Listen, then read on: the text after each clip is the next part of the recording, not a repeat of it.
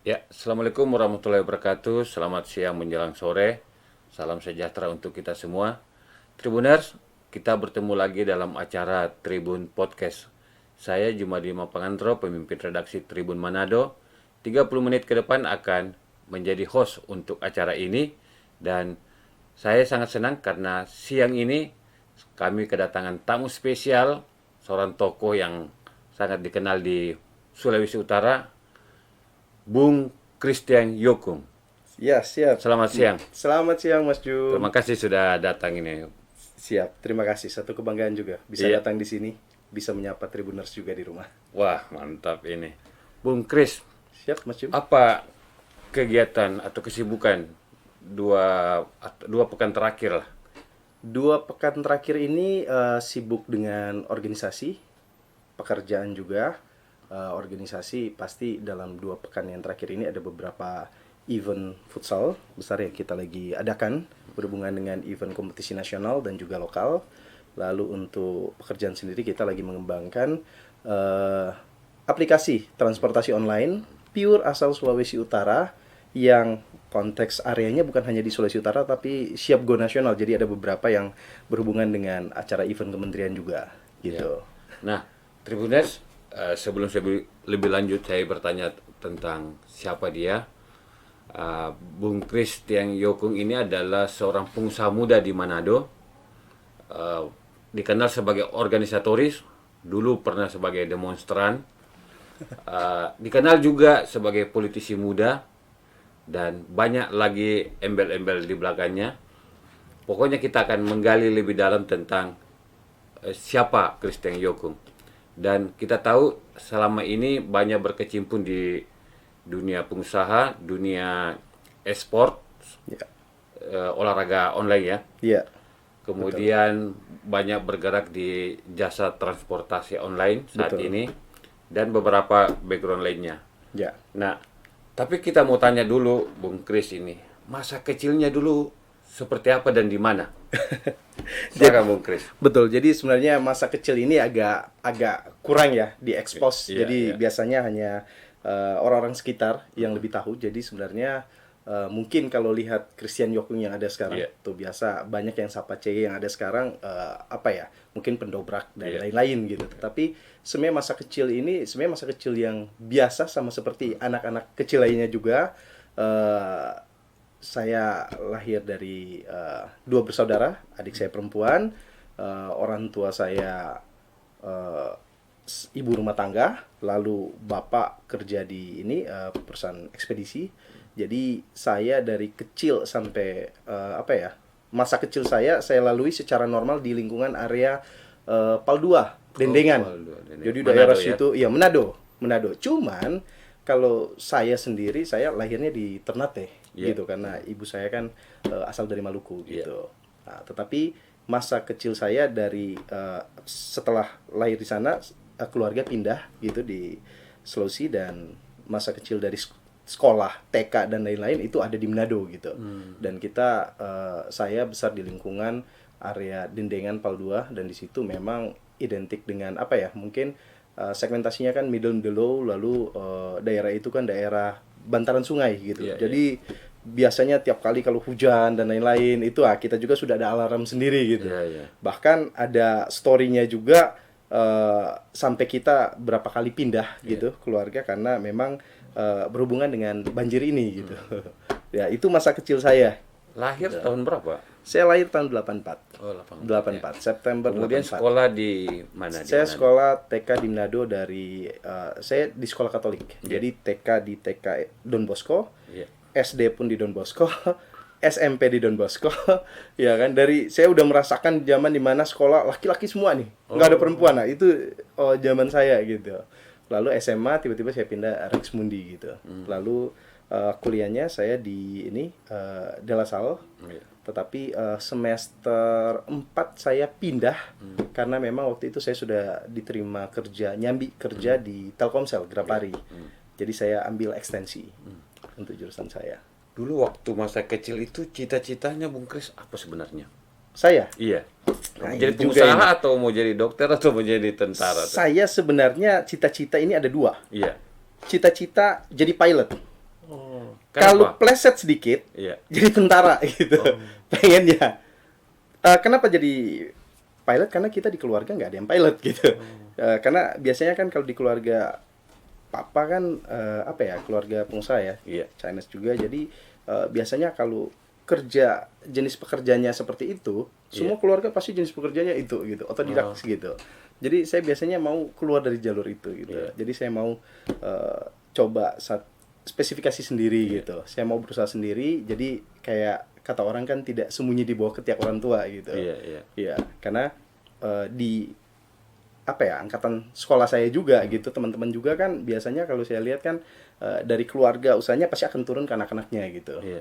Saya mungkin udah dari dulu saya udah pengen gitu, memang harus bangun sendiri gitu. Karena itu dari zaman kuliah juga kan saya udah kerja, Iya. cari pendapatan sendiri, biayain kuliah sendiri. Walaupun sebenarnya orang tua juga bukan kekurangan, berkecukupan juga, mampu. Cuman memang apa ya, Dorongan. termotivasi lah, dorongan harus bisa gitu untuk sendiri. Itu dorongan orang tua, dorongan sendiri, atau lingkungan yang membentuk itu?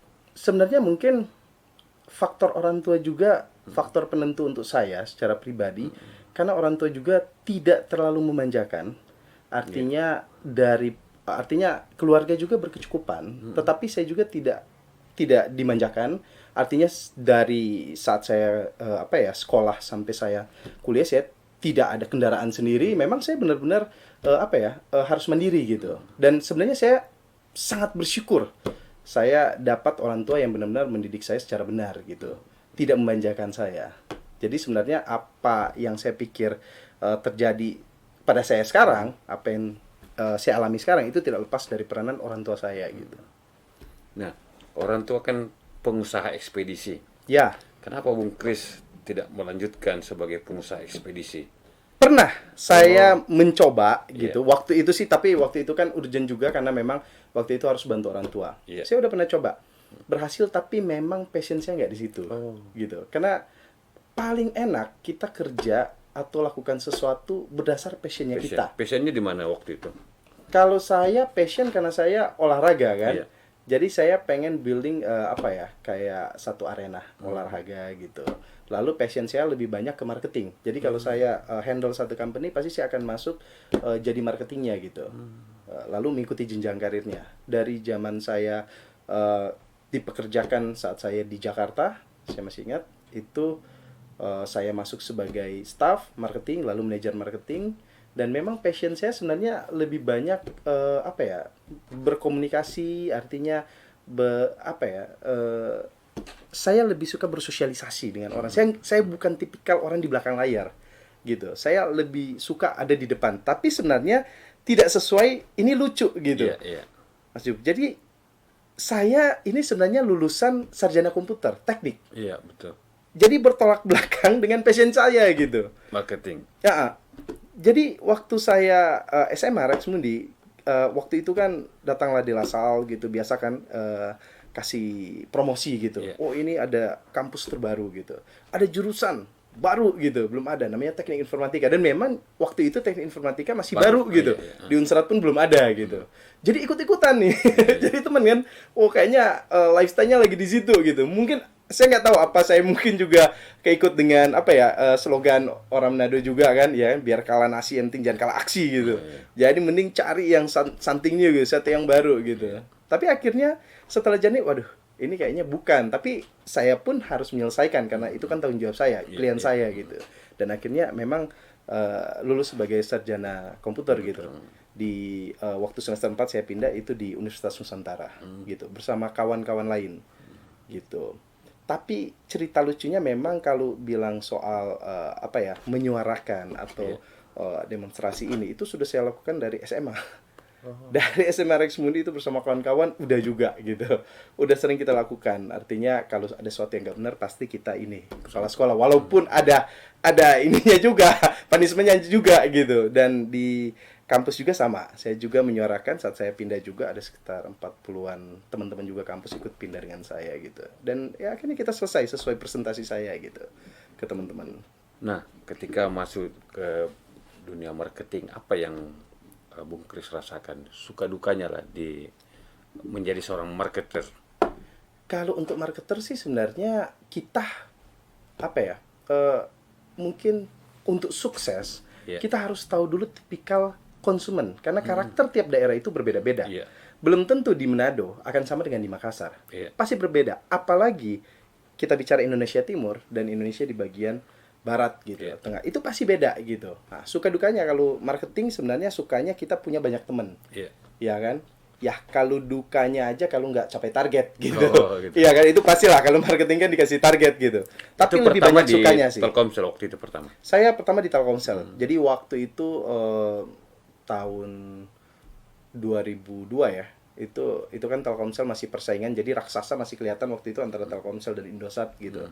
Dan Telkomsel sendiri waktu itu dealernya juga masih beberapa, ya kan. IT Center juga masih belum ada, saya masih ingat waktu Grapari masih di bahu mall gitu. Jadi Grapari ada di bahu mall, lalu saya melamar di situ karena basically saya itu dari ini. Jadi saya ikut kayak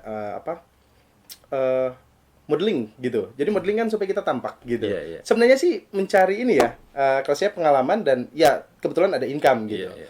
Lalu sembari itu saya coba ini ikut ini. Waktu itu terkenal ini sih kalau presenter radio. Jadi saya sempat Pernah ya? presenter di radio Memora gitu. Jadi sebenarnya ini cuma ikut-ikutan aja, artinya mencoba challenge diri gitu. Iya. Lebih dan lebih lagi gitu. Dan akhirnya di situ dapat info ada Telkomsel juga, saya ikut. Dan Telkomsel ternyata tiap tahunnya dia buka lamaran namanya TPR, Telkomsel Personal Representative. Misalkan dari ratusan pelamar, dia hanya akan terima misalkan kayak kita pria mungkin cuma 1 atau 2 gitu. Dan di situ dia kontrak setahun secara profesional dan kita mendapatkan income setiap bulannya gitu dari jasanya kita. Nah, itu saya sampai ada perpanjangan cuman setelah selesai kuliah. Saya pikir sih selesai saya kuliah itu kan di Telkomsel gitu karena kerja di situ. Saya expand ke Jakarta gitu. Gitu. Saya coba sesuatu yang baru lebih lagi gitu. Kebetulan waktu itu kan saya ikut juga Nyong Nona Manado. Lalu di Jakarta ada Nyong Noni Sulut juga, Expo saya ikut juga. Jadi kebetulan waktu itu saya ditawarin juga satu company besar waktu saya nyiar juga ditawarin untuk coba di Jakarta gitu. Nggak pernah kepikiran sih sebenarnya untuk di Jakarta gitu karena saya pikir semuanya udah ada gitu di Manado. And then saya coba gitu. Dan ternyata pas dapat juara di Nyong Sulut Expo itu kan lumayan buat ngekos. Iya, Lalu saya iya. diterima juga gitu ya. Sudah, jalani aja gitu. Dan banyak pengalaman yang saya dapat di sana gitu. Apa kata orang tua waktu hijrah ke Jakarta? Sebenarnya Saya mau jadi pengusaha di sana. Waktu hijrah ke Jakarta sih orang tua sebenarnya mungkin saya anak laki-laki satu-satunya kan. Iya. Jadi memang disetujui juga artinya mencari pengalaman. Tetapi mungkin di tahun pertama ya paling pikiran orang tua kan dia nggak minta uang, nggak ada lain-lain. Pasti ya namanya ini ibu kota kan lebih kejam. Ada bahasanya Iya, kan iya, daripada ibu tiri gitu. Iya kan? Jadi paling pikirannya ya sudahlah, paling bertahan 3 bulan lah, 4 bulan. Ternyata saya bisa bertahan sampai setahun, bahkan sudah 2 tahun. Jadi ya orang tua bilang ya udah balik lah. udah ada agak lama gitu. Dan ternyata saya di sana 3 tahun lebih gitu. Setelah itu saya balik gitu. Balik di Manado? Balik di Manado karena waktu itu memang saya harus bantu orang tua juga.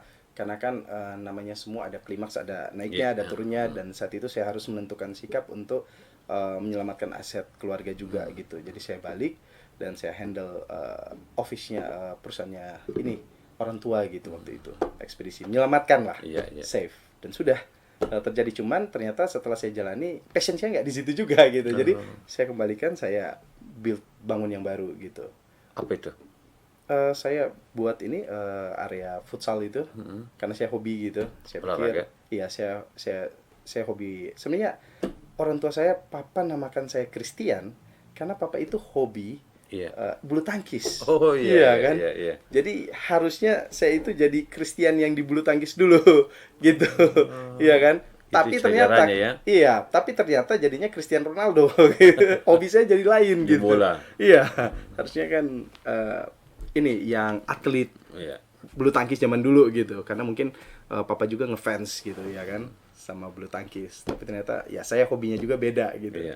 Jadi kayaknya sembari berjalan saya menemukan transisi diri saya sebenarnya gitu. Iya. Jadi karena itu saya bersyukur orang tua memberikan kebebasan dan saya diberikan kebebasan memang benar-benar memilih apa yang terbaik untuk saya, tapi saya harus bisa mempertanggungjawabkan gitu. Karena saya the only one laki-laki kan, artinya sebagai kakak juga, jadi saya harus memberikan contoh yang baik untuk adik saya juga gitu. Kebetulan adik juga sekarang udah nggak di Indonesia kan, ada di luar juga. Semenjak kuliah dia udah di Jepang juga gitu. Nah, di futsal ini apa yang sering Anda lakukan? Saya sih kalau di futsal, karena mungkin passion saya hobi itu. Iya. Sembari saya juga ada marketing, saya sempat handle juga ada company lain, saya direkrut. Tapi futsal itu memang bola, sebenarnya bola sih. Bola itu kan sebenarnya apa ya? Ada kan yang bilang bola is my life gitu. Iya. Jadi saya nggak bisa kelepas dari bola karena dari zaman sekolah saya sama teman-teman kita suka gitu pulang sekolah langsung main bola di sini, main bola ke sana gitu. Tapi bukan dalam sisi profesional, hanya sisi hobi aja gitu.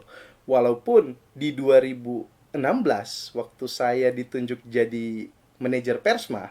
Oh, pernah pegang itu ya. Jadi 2016 saya ditunjuk sebagai manajer Persma gitu. Dan di situ akhirnya saya harus rekrut orang-orang lokal, pemain-pemain lokal. Kenapa? Karena waktu itu kan zaman kita kan kita pernah setidaknya melihat bagaimana kemegahan daripada euforia Persma, bola. betul. Persma, Persmin, Persibom itu luar biasa kalau dibuat di Stadion Kelabat, kebanggaan kita waktu itu. Nah, waktu itu kan Sulut United belum ada dan lain-lain. Jadi euforianya masih seperti itu. Cuman mati suri semenjak dari Liga 1 beberapa klub ini kan harus di-banned dan akhirnya kan di Liga 3 gitu. Betul.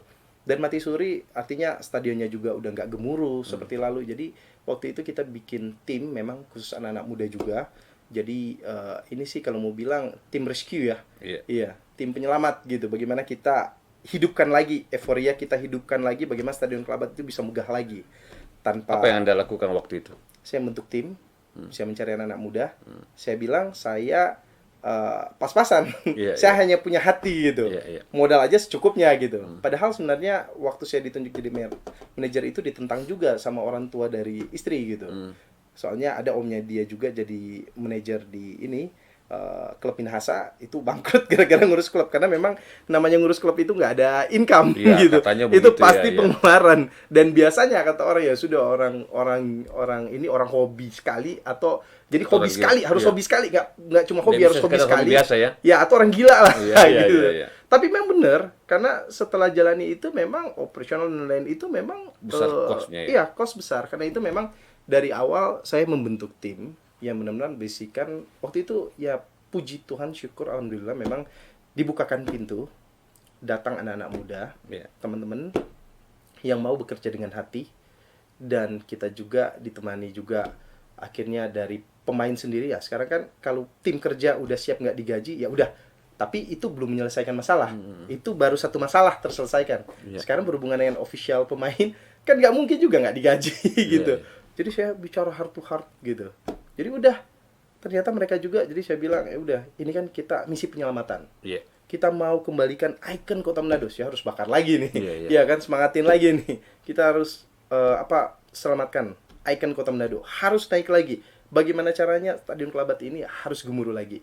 Persma harus bisa terdengar. Jangan sampai generasi sekarang udah nggak tahu apa artinya Persma, apalagi hobi-hobi sekarang udah ada e-sport dan lain-lain. Ini kan tenggelam semua nih. Yang suatu ikon yang kebanggaan. Bedalah kalau kayak Makassar, PSM, Persija kan itu ada bantuan pemerintah dan lain-lain. Jadi itu tetap naik gitu. Tapi kan daerah di Manado beda gitu. Itu memang harus dari kita sendiri yang kawal gitu. Harus dari kita sendiri yang rescue gitu. Harus selamatkan. Dan akhirnya puji Tuhan teman-teman pemain rekrutan itu pun mau berjuang bersama-sama. Dipangkas gajinya senang mungkin, berjuang bersama-sama dengan kita.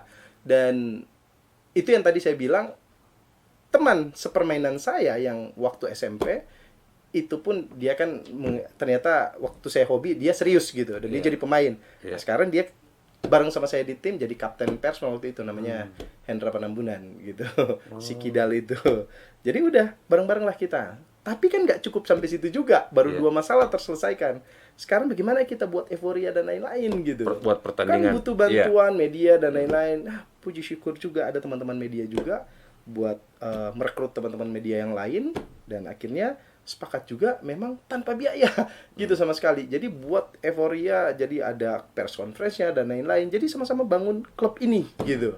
Nah, tapi itu pun belum selesai. Iya. Masih ada satu lagi. Sekarang venue-nya saat kita datang di Stadion Kelabat waktu itu, nah kan bukan kayak sekarang ya, Iya, udah iya. dibantu, udah bisa di branding. Waktu itu memang waktu kita datang itu rumputnya tinggi, udah ada pohon paya apa segala macam. Jadi memang udah benar-benar kumuh gitu. Ah, ini gimana nih? Ini butuh kos dan lain-lain ya. Bersyukur memang saat itu yang menjabat Pak Dandim ya, Iya. Kota Manado juga, Pak Torpio, Iya. itu punya hati yang tulus juga, ikut membantu. Dan kita tahu ada Persma, ada Bang Ai juga, Iya. dan tim, semua sih turut serta dengan hati yang tulus, murni, benar-benar hanya ingin bangun Persma. Beliau Pak Dandim sampai turun ke lapangan stadion, Iya. sampai ke got itu masih ada fotonya juga. Cangkul Membersihkan. itu sikat, bersihkan, satu kompi Stadion. tentara bersihkan, cat lagi yang patung di depan yang salto itu. Wah, jadi Karena dana minim iya, sekali nih. nggak akan mungkin kita Iya. pakai kontraktor dari luar, harus Iya. dari kita sendiri. Bersama-sama rumput dipotong. Akhirnya jadilah waktu itu Stadion Kelabat, walaupun nggak semegah sekarang. Tetapi waktu itu euforia bisa kita ciptakan, karena perekrutan pun saya buat seadil mungkin.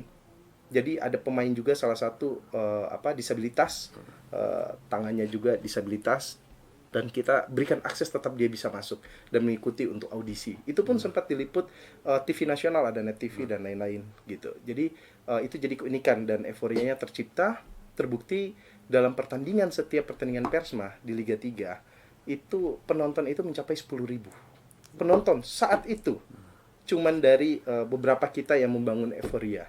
Dan itu terjadi sampai akhirnya Persma bisa berhadapan dengan Persmin di final. Mungkin jejak rekodnya itu kan bisa kelihatan gitu.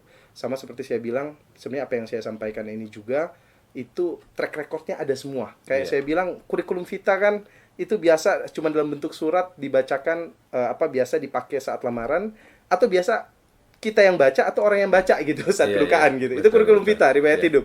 Tetapi saat sekarang kan di zaman digital ya kan, udah 4.0, udah ke 5.0, itu sebenarnya kurikulum vita kita itu udah terekam jelas Secara digital ya. secara digital, dan itu pun ada macam-macam. Ada namanya Facebook, Iya. ada namanya Instagram, bahkan mau suka pakai video gerakan ada gitu. Apa yang kita lakukan 5-10 tahun yang lalu, hari itu, jam itu semua terekam. Karena itu memang kayak ya Mas Jumo, lihat saya Iya, juga kan, iya. lihat saja rekam digital saya. Apa yang saya sampaikan dari awal itu ada di situ semua gitu. Dan saya bersyukur sebenarnya. Saya bersyukur pada Tuhan, artinya setiap tahun saya diberikan suatu tanggung jawab yang baru gitu. Semenjak dari zaman Persma, semenjak dari saya menikah di 2014, sebelum itu juga setiap tahunnya saya selalu diberikan tanggung jawab yang baru, artinya area yang baru dipercayakan. Karena itu kalau tadi Bang Jun tanyakan 2 pekan ini apa? Ini sesuatu yang baru di tahun ini dipercayakan pada saya, yaitu aplikasi transportasi online Sulawesi Utara yang namanya Klikjo gitu. Iya. Saya dipercayakan situ ya, lagi masih sibuk di situ gitu. Bisa diceritakan sedikit tentang Klikjo itu? Oke, kalau Klikjo sendiri sebenarnya transportasi online itu melekat erat dengan saya, karena 2017 kan pertama kali artinya transportasi online itu masuk di Sulawesi Utara. Iya. Tapi kan kalau 2015 sudah ada di Indonesia gitu. Tetapi pure memang dirasakan, bisa nikmati itu ada di tahun itu. Dan ya puji Tuhan 2016 setelah saya dari Persma itu, Iya. saya melangkah dari lapangan hijau saya pindah ke lapangan hitam. Ya kan? Maksudnya apa itu ya? Jadi waktu 2016 kan saya ngurus Persma Iya, nih. betul. Dari juara Liga 3 Hmm. langsung berangkat Semarang semua, kalahkan Jakarta. Tapi ya memang cuman ada nggak sampai lolos juga. Iya. Tapi setidaknya kita sudah melakukan, berhasil membuktikan ke ini rekan-rekan teman, praktisi olahraga juga, bahwa sebenarnya di olahraga itu butuh kesatuan hati. Di luar biaya, butuh tim yang solid untuk membangun olahraga, apalagi membangun tim gitu. Kita berhasil bangun tim, kita bisa jadi IO saat Liga 3, dan semua bisa lihat di YouTube juga, itu meriah semeriah kelas Liga 2, padahal ini Liga 3 gitu. Iya, Kita buktikan gitu. Selesai dari 2016 lapangan hijau, ya saya cari income juga dong di luar itu. Karena yang lagi happening itu kan, karena kebetulan istri saya usaha GoFood gitu. Iya. Jadi kebetulan orang kantor Gojek itu fans Persma gitu. Oh. Dia info gitu. Jadi waktu itu saya dipanggil, oh sudah manajer. Kalau manajer saya udah tahu nih, ini masih Persma nih. Oh, gitu. iya, Jadi panggilan saya nih, wah ini orang bola, ini masih Persma. Iya. Dibilang nih, manajer. Oh, dianggap kan berhasil mengangkat ini Iya, Persma waktu ya. itu lagi Iya. berhasil kan di lapangan hijau. Tiba-tiba, ini Gokar udah mau masuk nih. Iya. Ya udah, gitu saya Gabung. masuk, saya bergabung gitu. Ya udah, tapi saya bilang ke dia gitu, namanya Marcel nih, yang pegawai di Gojek tuh. Boleh, tapi jangan kasih tahu ya kalau saya driver gitu. Wah, nggak tahu tiba-tiba kenapa. Memang waktu 2017 itu pertama masuk kan, jujur transportasi online itu kan parah banget gitu. Mendapat penolakan luar biasa, diintimidasi. Awal-awalnya ya. Ya awalnya memang intimidasi itu bukan hanya di Sulawesi Utara. Kita saksikan di TV, di tol, di Iya. Jakarta semua dihantam. Makassar juga kan sama. Iya. Itu berlaku semua gitu. Karena ada yang masif. terganggu pendapatan mereka ya. Sangat terganggu, sangat-sangat terganggu. Bahkan saat itu saya masih ingat Gojek mengeluarkan kebijakan untuk driver akan mendapatkan ini banned jika dia nggak make ini seragam gitu jaket. Iya. Ya waktu itu driver ketakutan gitu untuk pakai jaket, nggak kayak sekarang ya. Iya. Kalau kita lihat kan Sudah mau lewat. pakai, bahkan ada yang helmnya hijau, Iya. jaketnya Grab, mungkin ininya Maxim ya, kita Iya. nggak tahu gitu. Iya. Sekarang bebas gitu, udah nggak kayak kita yang kemarin gitu. Jadi waktu saya jadi driver, oke, enak nih. Tiba-tiba ada panggilan dari teman-teman, kawan-kawan. Waktu itu driver yang saya nggak kenal juga gitu. Iya. Saya coba di lapangan hitam, maksudnya di aspal. Oh, iya, iya, gitu. iya. Jadi lapangan hijau, saya ke lapangan hitam nih. Iya, iya. Jadi waktu saya di aspal, ya udah. Tiba-tiba ditelepon, yuk ini ada mau buat komunitas gitu. Tiba-tiba saya dipilih jadi ketua gitu. Namanya GMC, Go Online Manado Community gitu. Sebenarnya pertama namanya itu Gokar Manado Community. Lalu kita ubah Go Online karena kan udah ada beberapa brand yang masuk Betul, selain betul. Gojek kan. Sebenarnya Uber pertama kali masuk. Lalu ya udah saya jadi ketua, saya pikir ya sudahlah, itu kan cuma tanggung jawab baru komunitas. Oh, itu gabungan dari beberapa transportasi online ya? Semua ada di dalam GMC itu. Iya. Itu anggotanya hampir 1.000 gitu. Saya masih ingat. Lalu terciptalah komunitas yang lain juga Iya. di Manado saat itu. Karena kejadian intimidasi dan lain-lain ini sangat tinggi sekali. Iya. Driver banyak dirugikan, ada yang korban juga, artinya pemukulan dan lain-lain, udah berujung pidana. Jadi akhirnya teman-teman itu, sekali lagi yang milih saya jadi ketua, itu buat lagi dengan komunitas-komunitas lain, rapat gitu. Dan ternyata saya dimasukkan lagi nama sebagai, mereka mau buat satu wadah yang mengepalai seluruh komunitas yang ada. Ini se-Sulawesi Utara loh. Iya, iya. Tiba-tiba saya dipilih lagi gitu, Ketua. jadi ketua. Ketum, berarti dia naik ketum gitu. Iya, iya, iya. Kalau komunitasnya ketua, dia naik ketum gitu. Wah, baru kepilih nih. Tiba-tiba permintaan teman-teman, ini baru hari kepilih, 4 hari lagi harus demo. Itu sebenarnya bahasa demonstrasi oke, tapi waktu itu saya buat itu sebenarnya lebih ke apa ya, kita lebih menyentuh, bukan demonstrasi secara apa, tapi kita lebih menyentuh. Sebenarnya kan lawan kita waktu itu konvensional, jadi sopir mikrolet, Iya. lalu taksi, lalu mungkin pangkalan ojek. Jadi waktu itu kita buat di Megamas, 1.000-an driver. Saya juga bilang, waduh, ini saya perasaan tahun kemarin saya baru rayain ulang tahun saya di Iya. Stadion Kelabat nih. Baru ini Urus bola urusannya ini. bola Iya, gitu. iya, Kok iya. sekarang udah urus bola mobil sama Iya, bola iya. motor gitu. Iya kan? Lalu udah ribuan, lalu tiba-tiba udah harus pakai mic, saya udah harus orasi nih Iya, gitu. Aduh, saya bilang. Karena keluarga saya nggak ada basically memang organisasi atau ini ya, atau politik dan lain-lain, sebenarnya nggak ada sama Iya. sekali. Waktu saya diberikan beban tanggung jawab itu kan saya harus menyelesaikan juga gitu. Karena ada slogan di komunitas wadah kita itu, torang tidak saudara, tetapi torang lebih dari saudara. Artinya saya harus memperjuangkan mereka, itu jadi prioritas saya gitu. Soal ketua umum atau itu hanya jabatan saja, Iya, bukan soal utama, tetapi lebih penting adalah persaudaraan gitu. Dan waktu itu memang saya totally memang setiap harinya perjuangkan mereka gitu. Waktu itu Itu demo berapa awal lama? kita Beberapa hari itu demonya atau sehari, oh sehari? karena belum pernah ada demo sebesar itu di area Megamas. Karena biar bagaimanapun Megamas itu adalah pusat ekonomi ibu kota. Betul, Karena kalau ada apa-apa itu gampang untuk chaos. betul. Jadi saya harus bisa mempertanggungjawabkan. Jadi sebenarnya kalau mau pikir, kaki setengah saya udah di dalam nih. Iya kan, kalau sampai chaos itu kan daerah pusat Tanggung ekonomi. jawabnya juga. Karena Bung Kris. izinnya juga keluar di hari H 2 jam sebelum saya orasi. Gitu. Jadi dipersulit semuanya gitu, karena itu area sensitif gitu. Tapi akhirnya bisa keluar karena ada garansi juga, dan saya buktikan bahwa masa saya bukan masa apa ya, kayak biasa bilang kan nasi bungkus atau apa, Iya. enggak. Mereka itu benar-benar dengan hati memperjuangkan, nggak pernah dibayar, bensin tanggung sendiri, pulsa tanggung sendiri, nggak pulang bawa ongkos buat istri, tanggung sendiri gitu. Tetapi hasil perjuangan kita nikmati sama-sama gitu. Waktu itu apa hasilnya? Hasilnya artinya waktu itu kan kita di demo untuk segera ditutup transportasi online. Waktu Iya. itu kan Gojek di Boulevard Mall, saya masih ingat kantornya pertama disegel. Iya. Ya kan? Waktu itu juga ada keluar dari pemerintah sama ini juga dari konvensional, ya kan, dari Organda juga ada gitu. Lalu yang Grab saya masih ingat di Hotel Genio juga disegel gitu. Jadi kalau disegel ini kan aplikasinya jalan nih. Iya. Sekarang kalau penumpang ketinggalan barang, kita mau kemana gitu? Kan kantor udah disegel nih. Betul. Lalu kalau misalkan akun kebanet, mau lari kemana gitu?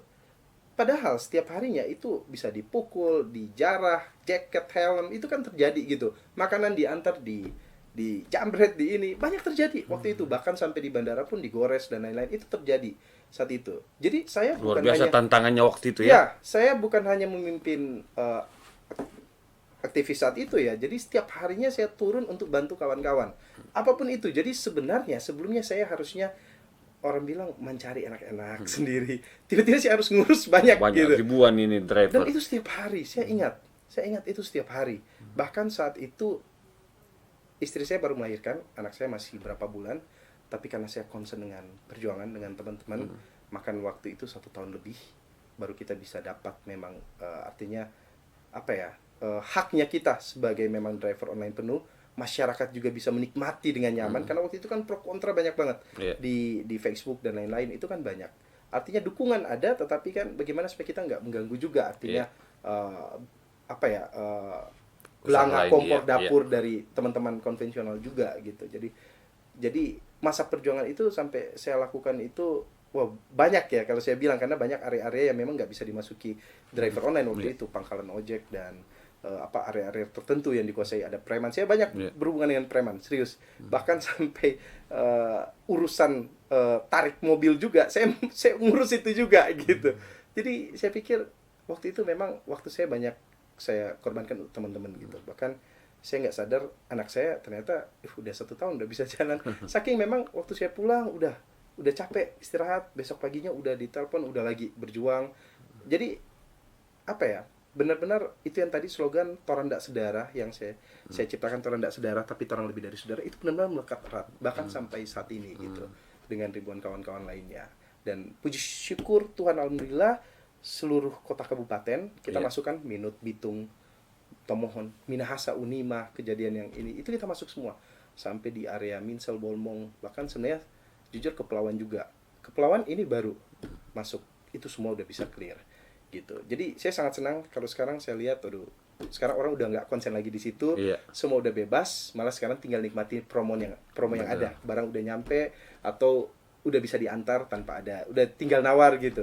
Kalau dulu kan nggak gitu, agak susah dulu gitu perjuangannya. Jadi ya itu jadi pengalaman nggak terlupakan juga, tapi jadi apa ya, jadi tanggung jawab bagaimana sih, saya pikir slogan dari Bapak ini ya, Bapak daerah kita ya, pahlawan kita Sito Timoto ya kan, Pak Samratulangi, itu benar-benar kita bisa jadi apa ya, berkat buat orang lain, kita bisa manusiakan orang lain juga. Saya pikir apa yang saya lakukan itu juga saat ini jadi kepuasan saya sendiri juga secara pribadi, artinya saya bisa melihat teman-teman yang lain driver, bahkan sebenarnya sampai di pandemik, lalu dari PSBB dan lain-lain, jujur teman-teman driver juga kesusahan semua nih. Bahkan salah satu penyampaian Pak Presiden kan waktu itu bukan hanya petani dan nelayan yang soal relaksasi, tapi kan teman-teman driver online di situ juga mau nggak mau saya harus perjuangkan mereka juga. Lalu setiap hari saya turun ke jalan, padahal saat itu juga kan lagi rentan orang takut keluar rumah harus dengan masker, saya harus bantu mereka gitu. Waktu itu saya adakan beberapa agenda selalu di jalan gitu.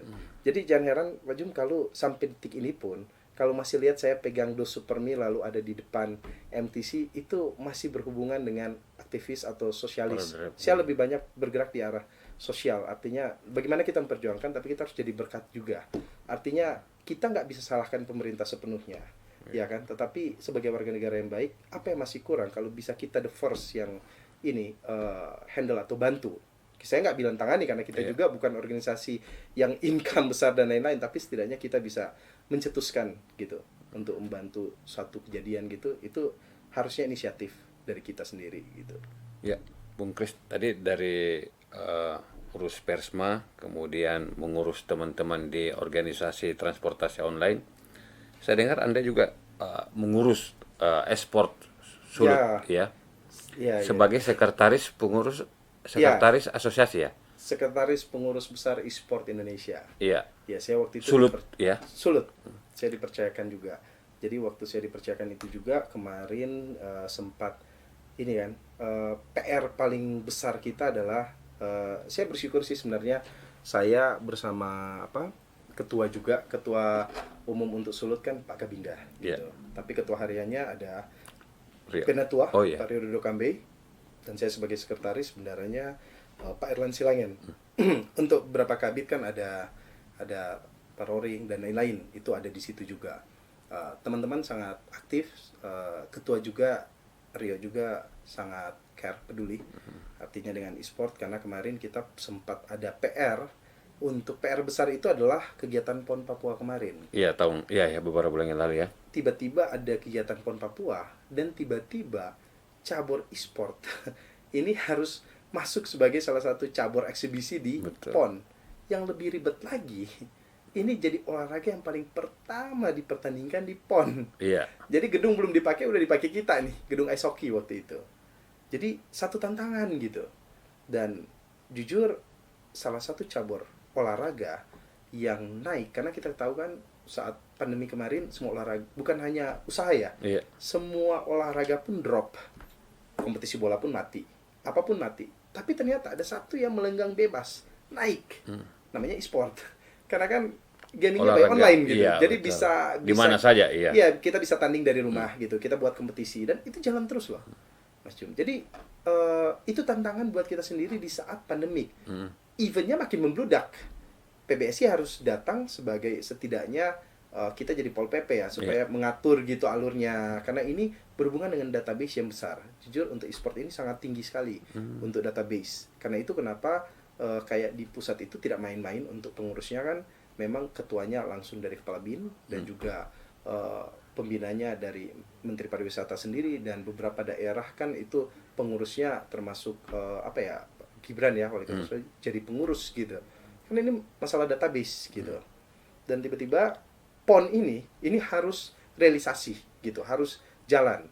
Memang untuk Sulut sendiri e-sport ini kita punya banyak aset untuk, artinya untuk e-sport, aset yang sudah berkompetisi di Liga Nasional. Itu ada. Ini e-sport ini baru terbentuk atau sudah berapa tahun yang lalu? E-sport kan sudah lama, sudah dari beberapa tahun yang lalu. Tapi liganya kan masih diurus oleh langsung dari company, belum dari KONI langsung turun. PBSI kan belum tercipta waktu itu. Jadi teman-teman yang dari Sulawesi Utara banyak yang menjadi atlet nasional. Iya. But the problem is yang di PON itu bertabrakan dengan jadwal liga. Liga di pusat. Jadi artinya kita tidak bisa menggunakan aset nasional kita. Kita harus rekrut memang benar-benar regenerasi yang baru gitu. Dan memang waktu itu kita membuat langsung kualifikasi dari tiap daerah, kota, kabupaten, dan akhirnya kita mendapat juara peserta dari Sulut. Saya sama Bung Rio juga dibantu Pak Kabinda dan teman-teman lainnya, kita sepakat untuk regenerasi, untuk memang benar-benar cari tim terbaru asli daerah yang kita bawa ke PON gitu. Dan akhirnya waktu itu beberapa cabang olahraga kita bisa lolos dari Prapon, kita bisa lolos. Lalu tembus PON ada 2 game, yaitu Mobile Legends dan PUBG gitu. Dan 2 game ini dua-duanya lolos dapat medali waktu itu memang medali perunggu gitu. Tapi setidaknya kita berhasil mendapat medali dan kita menjadi provinsi satu-satunya meraih medali terbanyak se-Indonesia. 2 medali. Jakarta sama Surabaya cuma satu medali semua. Kita dapat 2 medali. Dan setidaknya itu jadi barometer kita. Karena ini kan tahapnya masih eksibisi. Tetapi nanti di PON berikut kan ini sudah jadi utamanya. Memang eksibisi, tapi Sulut sudah memberikan yang terbaik ya. Sudah yang terbaik gitu. Dan ini kan benar-benar tim yang baru, bukan kita nggak ambil yang pro. Memang benar-benar kita kualifikasi yang benar-benar transparan, tidak ada KKN sama sekali. Kita membuka ruang pintu buat siapapun putra daerah, tim yang memang benar-benar kompeten, silakan ini jalannya. Tanpa ada kong kali kong atau KKN, itu nggak bisa, atau titipan. Gitu. Dan itu terjadi. Dan memang sampai saat ini e-sport itu memang euforianya sudah sangat besar sekali.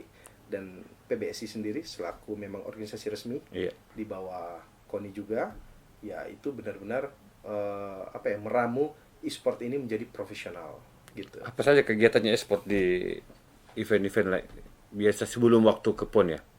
Kalau sebelum PON kan biasa kita adakan kompetisi antar PBSI gitu, mengadakan kompetisi. Tapi lebih banyak kompetisi ini tercipta dari asosiasi, misalkan Mobile Legends, PUBG, ya kan, Free Fire. Jadi e-sport itu mewadahi bukan hanya game-game online.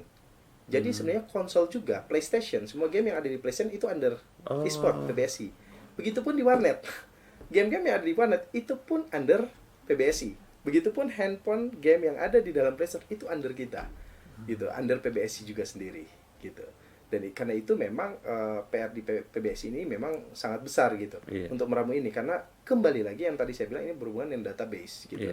Karena ini bukan olahraga baru yang mau diangkat, tetapi ini sudah tercipta secara otodidak. Tiba-tiba harus jadi Pol PP di tengah rimba gitu. Dan memang harus mengikuti alurnya supaya teman-teman yang kayak dulu kan e-sport ini dianggap sebelah mata. Banyak orang tua memandang remeh itu anak-anak tidak bisa jadi tidak kalau bisa fokus di ini, harus belajar. Tapi sekarang kita sudah membuktikan bahwa e-sport ini itu bisa menjadi profesi. Bahkan gajinya bisa melebihi pemain bola. Karena sekarang pun yang profesional itu sudah pendapatan miliaran. Di luar profesi bahkan bisa dilihat kayak subscriber dan lain-lain yang bisa mengalahkan artis itu adalah game online. Betul. Itu tinggi itu gitu. Paling banyak views-nya selalu kalau untuk game online. Betul. Benar, itu yang terjadi gitu. Dan memang resiko negara kita dengan penduduk terbanyak, database terbanyak, itu akan terjadi gitu. Tapi e-sport di luar juga berlaku sama. Dan puji Tuhan kemarin juga kan, yang SEA Games kemarin e-sport juga kan berhasil membawa ini ya, medali untuk kita, gold malah. Jadi sekarang kayaknya kalau saya lihat e-sport lagi jadi pengecualian khusus lah gitu. Kayaknya jalan tol cepat, karena memang Indonesia gudangnya atlet untuk e-sport, khususnya Sulut ya, lebih khususnya gitu. Bung Kris, kita kembali ke pengalaman Bung Kris dulu pernah masuk di partai. Ini saya bicara kembali ke soal partai lagi nih. Saya dengar Anda pernah bergabung di salah satu partai dan menjadi pengurus penting di situ, sempat menjadi komandan garda pemuda partai tersebut. Iya. Lalu kemudian Anda mundur. Bisa diceritakan, Bung Kris? Jadi sebenarnya 2017 itu saya bersama kawan-kawan, jadi kita kan sering sebagai aktivis, jadi demonstrasi juga sampai 2018 kita sudah pernah duduki mulai kantor gubernur atau DPRD provinsi, beberapa titik area strategis juga gitu kita masuk. Teman-teman juga menyampaikan ini sebenarnya bukan ide saya sih, sebenarnya ini ide teman-teman gitu. Saya disampaikan, katanya itu daripada ribuan kita di luar, mending ada satu orang di dalam gitu. Perwakilannya capek betul, gitu. Saya bilang iya sih, cuman saya nggak ada keluarga, nggak ada basic di politik gitu sama sekali. Ibu saya pure ibu rumah tangga, bapak saya cuma pengusaha, dan keluarga besar nggak ada yang di politik sama sekali. Mau dilihat nggak ada sama sekali di politik gitu. Apalagi aktivis dan lain nggak ada gitu. Sebenarnya kalau mau dipikir saya lari sendiri gitu. Ya kan, saya mungkin cari menemukan jati diri saya sendiri gitu. Dan akhirnya saya bilang it's okay, tapi saya minta restu istri saya dulu gitu. Ya waktu itu jujur saat itu banyak tawaran dari partai. Mungkin saya juga nggak kepikiran bisa sampai gitu, karena saya pernah ditelepon langsung, ada beberapa kali diajak masuk di partai ini, langsung dapat jabatan ini dan lain-lain gitu. Tetapi saya bilang saya harus nanya istri gitu. Dan akhirnya setelah dapat restu istri, bahkan untuk partai pun bukan saya yang menentukan loh. Mas Jum, ini pasti lucu gitu. Kan biasa ini kita yang akan tentukan, kita lihat alurnya petanya. Karena saya pure memang tidak ada pengalaman politik. Saya belajar otodidak semua. Bahkan istri saya menunjuk, oke, partai ini gitu. Ya udah, saya ambil partai itu. Waktu itu siapa yang mengajak Bung Kris menjadi pengurus partai? Waktu itu teman-teman ini ya, teman-teman dari ini organisasi saya. Tapi kalau untuk mengajak masuk ke area dalam Iya. di partai, jujur semua partai mengajak. Iya. Tapi tiba-tiba istri menyebut ada satu nama partai ini. Iya. Ya kan? Saya mencari info tentang itu karena cuman partai itu yang tidak mengajak saya. Iya, iya. Jujur. Dan kalau mau dilihat waktu itu partai ini belum sebesar sekarang. Iya, iya. Jujur karena waktu itu juga masih ada kendala ketuanya masih di PLT dan lain-lain. Jadi sebenarnya ada tawaran partai besar, tetapi saya bingungnya mereka mungkin kenapa saya masuk di partai yang Iya. belum besar gitu Iya. ya. Mungkin masih ini masalah gitu Iya. waktu itu di Sulut ya. Iya. Dan akhirnya saya mencari info gitu. Iya. Padahal partai lain sudah menawarkan, udah langsung ketuanya sendiri gitu. Banyak partai. Akhirnya saya mencari info tentang itu, dibantu juga ada teman dari komunitas memberikan akses. Setelah saya lihat, ya sudah saya masuk secara biasa sih sebenarnya. Saya masuk hanya secara biasa. Cuman saya nggak menyangka bisa dikasih jalan tol cepat gitu di area dalam. Itu ada waktu itu ketua ini ya Nasdem Manado, Pak Gilbert Eman, yang anak dari wali kota Manado dulu, Pak Eman, Insinyur Eman. Ya waktu itu beliau masih menjabat ketua yang mempercayakan saya di ini. Waktu itu maju sebagai legislatif kan harus dari ini kan Manado gitu. Jadi udah saya tiba-tiba dipercayakan, diketemukan saya dengan Mongol karena waktu itu Mongol yang ketua Garda gitu. Akhirnya dipercayakan sebagai Komandan Barat dan ternyata saat dipercayakan Komandan Barat itu udah semua aktivitas dari ketua umum Pak Surya Paloh siapapun itu harus saya yang kawal gitu. Itu memang SOP-nya gitu. Dan ternyata saat di partai kan ya saya pasti totalitas lah begitu. Artinya secara tugas karena saya belajar secara otodidak gitu. Dan udah mungkin sembari jalan melihat potensial dari saya juga, saya dipercayakan juga hingga masuk jadi pengurus provinsi kan, sebagai wakil sekretaris gitu. Saat di partai saya melakukan semaksimal saya. Dan saat saya maju pun, jujur, Maju caleg ya. Maju caleg saya tidak ada rupiah sama sekali. Saya pernah diundang TVRI, ditanyakan soal berapa kos yang keluar, saya sampaikan. Saya jujur secara pribadi saya modal nol gitu. Kenapa? Saya memang susah gitu mempertahankan karena Sulawesi Utara kan terkenal dengan pragmatis tingkat tinggi. Tapi saya harus mempertahankan. Tujuannya adalah apa? Kalaupun saat itu saya berhasil, berarti saya bisa membuktikan, membuka pintu. Saat Ahok jadi kan dia buka pintu, orang Chinese bisa masuk ke dalam politik. Saya pun ingin buka pintu bahwa pemuda-pemudi Sulawesi Utara, kamu mau tinggal di mana? Mau di pinggir kuala, mau di area tempat sampah, mau di area manapun selama potensial, selama berguna untuk bangsa negeri ini termasuk Sulawesi Utara, kamu bisa maju tanpa ada intervensi dan lain-lain. Karena itu tugasnya partai sebagai pintu pembuka. Nah, itu harus terjadi gitu. Kalau saat itu saya berhasil gitu. Tapi itu jadi kepuasan saya sendiri gitu. Tapi lumayan sih ribuan suara saya dapat juga gitu di situ. Apa kata orang tua waktu Bung Kris memilih masuk di partai? Padahal lingkungan keluarga kan belum ada waktu itu saya masuk bersyukur partai. karena orang tua selalu memberikan kebebasan. Tapi yang penting saya bertanggung jawab atas pilihan yang saya ini ya, yang Pilih. saya tentukan gitu. Dan sampai saat itu juga tetap orang tua mendukung. Ada beberapa area dalam partai saya juga mendapatkan akses sampai di pusat. Bahkan saya pernah diajak makan malam sama Mas Gibran juga, Mas Kaisang gitu secara pribadi. Saya pikir pengalaman itu menjadi sangat penting. Artinya bagaimana proses saya bisa membangun diri saya sendiri gitu. Yang paling penting adalah bagaimana ya Bapak daerah kita ya, si Toto Moto ini harus tetap melekat di era anak muda sekarang gitu. Ini harus tetap tergenerasi terus slogan ini. Jangan sampai mati cuman sampai saat di pahlawan atau orang-orang tua kita dulu. Ini harus regenerasi terus, kita kayak kayak obor olimpiade harus kita regenerasi terus gitu slogan ini. Karena ini sangat-sangat penting untuk pembangunan daerah bahkan bangsa kita untuk slogan ini. Gitu sih sebenarnya. Nah, dari urus politik masuk lagi urus futsal ya. Futsal juga ya. Di mengelola salah satu tempat yang sering menyelenggarakan pertandingan futsal ya, turnamen ya. Apa yang Bung Kris inginkan dari pengelolaan itu? Sebenarnya kalau pengelolaan itu secara ini ya, secara bisnis saja. Iya. Tetapi hobi, saya bisa tersalur karena saya dipercayakan juga kawan-kawan Voters Club yang di dalam, akhirnya saya masuk lagi dalam organisasi lagi nih. Iya, iya. Namanya AFP, Asosiasi Futsal Provinsi. Jadi saat itu saya dipercayakan sebagai kontestan untuk bisa jadi ketua ini, untuk maju sebagai calon ketua Sulut gitu berapa periode, dan akhirnya nama saya selalu digaungkan terus. Sudah 2 periode ini saya sebagai ketua harian futsal Sulawesi Utara gitu. Iya, iya, iya.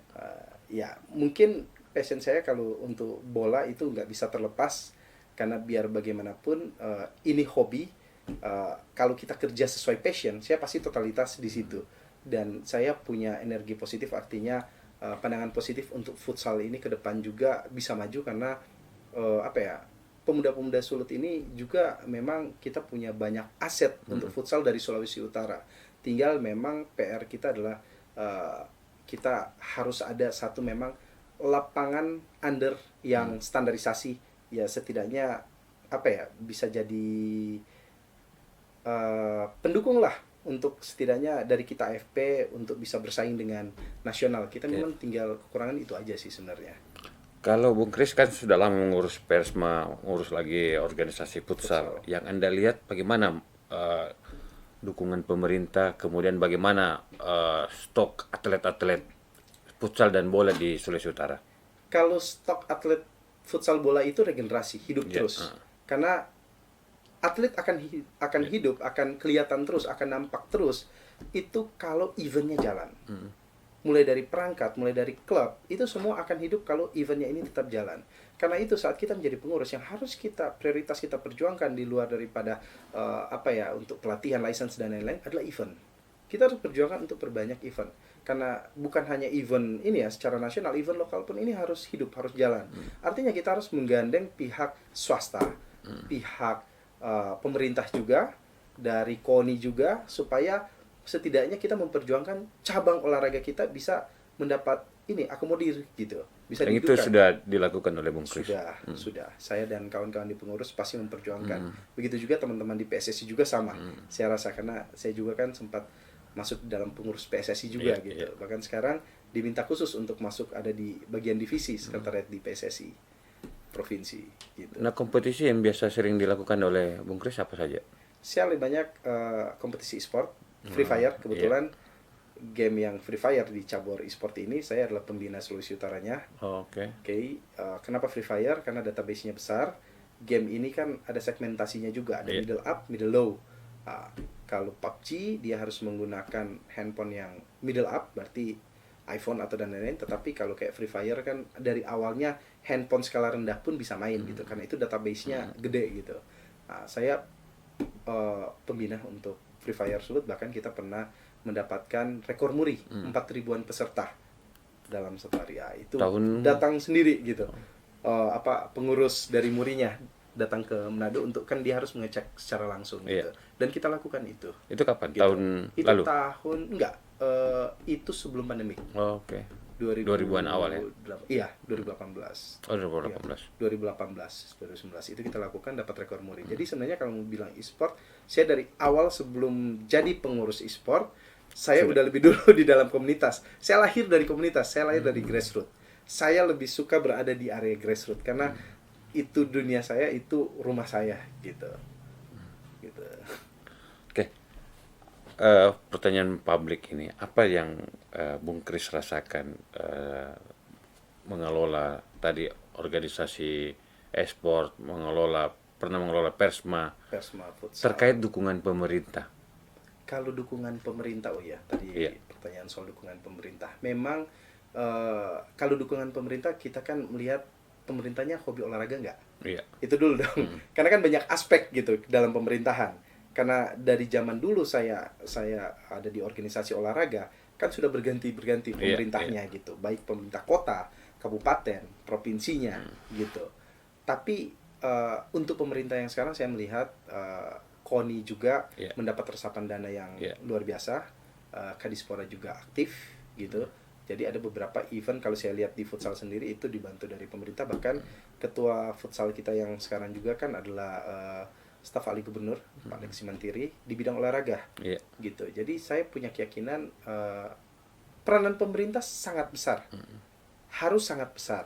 Karena potensinya akan sangat besar dengan perkembangan olahraga. Karena itu saya bilang tidak bisa terlepas dengan peranan pemerintah.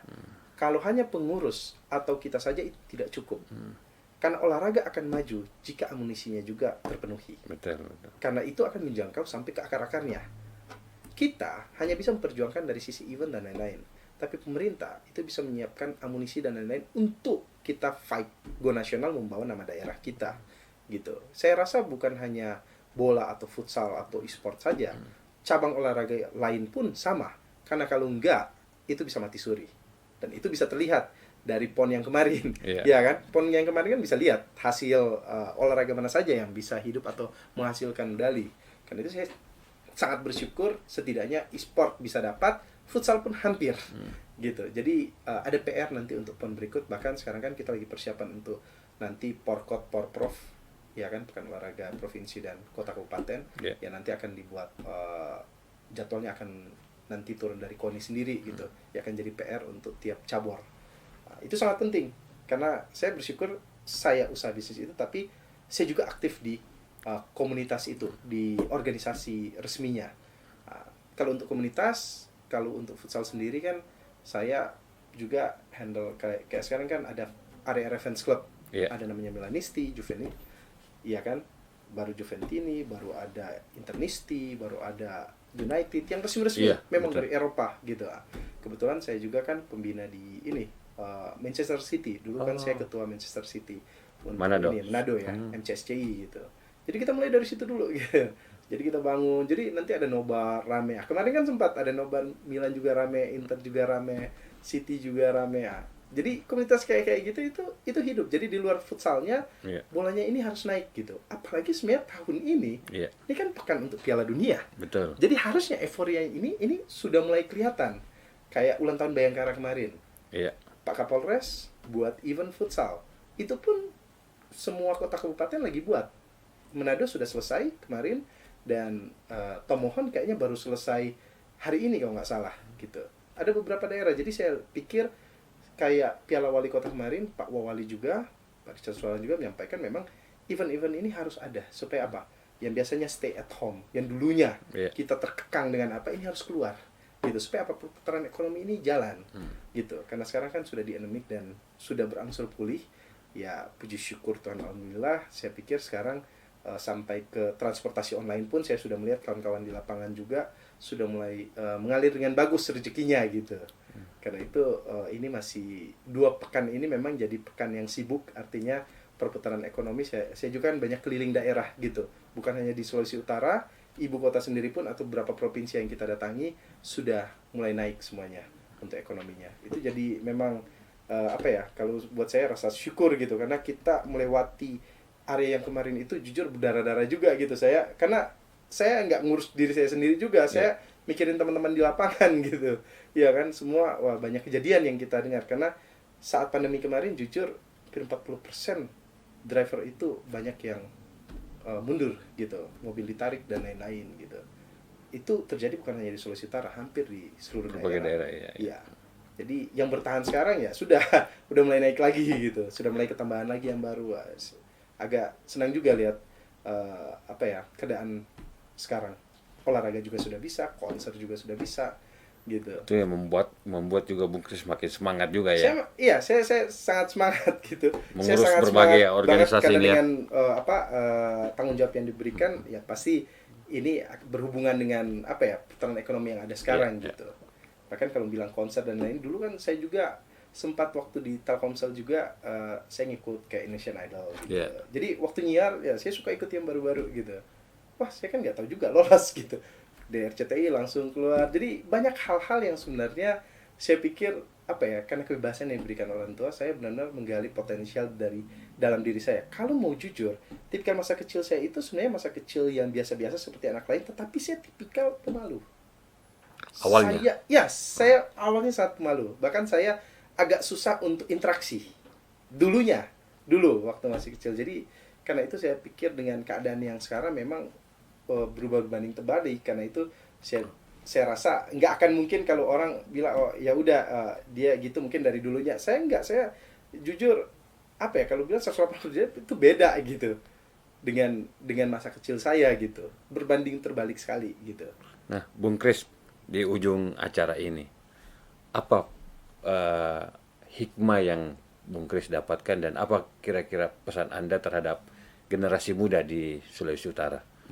Oke, hikmah saya, jangan pernah berhenti bermimpi, karena mimpi itu gratis. Tapi jangan cuma sampai bermimpi. Iya, Bangun dari tidurmu, lakukan. Apapun hasilnya, ingat, kegagalan adalah kesuksesan yang tertunda. Dan buat anak-anak muda Sulawesi Utara, iya, jangan pernah merasa kecil, ya kan? iya. Saya sangat mengenal potensi anak Sulawesi Utara. Lifestyle Sulawesi Utara itu bisa menjadi nomor satu di tingkat nasional.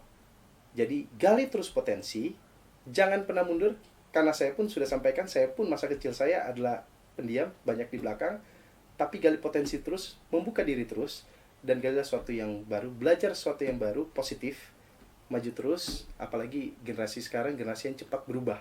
Artinya zaman cepat berubah, zaman makin canggih, makin meningkat, ikuti up to date terus, dan lakukan semua positif. Dan satu yang saya mau pesan untuk anak-anak muda, tetap jadi berkat garam terang buat orang lain. Sito moto, jangan pikir diri sendiri, pikirkan tentang orang sekitar Anda terlebih dahulu. Terima kasih Bung Kris. Siap. Mantap pesan-pesannya. Demikian Tribuners perbincangan kami dengan Bung Christian Yokung. Semoga memberikan manfaat bagi kita semua.